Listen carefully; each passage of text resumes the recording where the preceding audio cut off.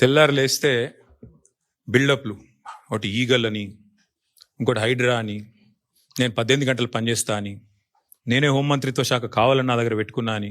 కానీ చేసే పని ఏంది? నిమజ్జనం కాడికి పోయి ఇట్లా చూసినట్టు చేసుడు యాక్టింగు, లేదంటే మా సోషల్ మీడియాలో ఏ పిల్లగాడు ఏం పోస్ట్ పెడుతుండో చూసుడు, రీట్వీట్ వస్తే 20 రోజులు జైల్లో పెట్టుడు. సోయి లేదా కేసీఆర్ మీద సిబిఐ కేసు. అంటే టీఆర్ఎస్ నాయకత్వం మీద, బీఆర్ఎస్ నాయకత్వం మీద పెట్టిన శ్రద్ధ, దృష్టి. నేను ముఖ్యమంత్రిని అడుగుతున్నా, నీకు అసలు సిగ్గుందా?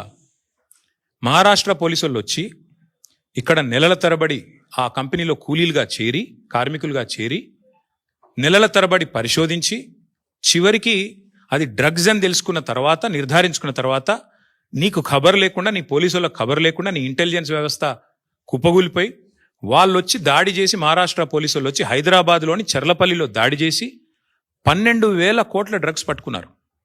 నేను ముఖ్యమంత్రిని అడుగుతున్నా, నీకేమైనా ముడుపులు ముట్టినాయి? ఇలా 12,000 కోట్లు 21 నెలల నుంచి ఏం చేస్తున్నావు? నీ ఈగల్ ఏం చేస్తుంది? నీ హైడ్రా ఏం చేస్తుంది?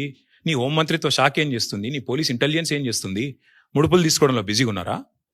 ఎట్లా? హైదరాబాద్లోని చర్లపల్లిలో 12,000 కోట్లు. ఇది భారతదేశంలోనే 2వ అతిపెద్ద డ్రగ్స్ ఇప్పటిదాకా దొరికింది.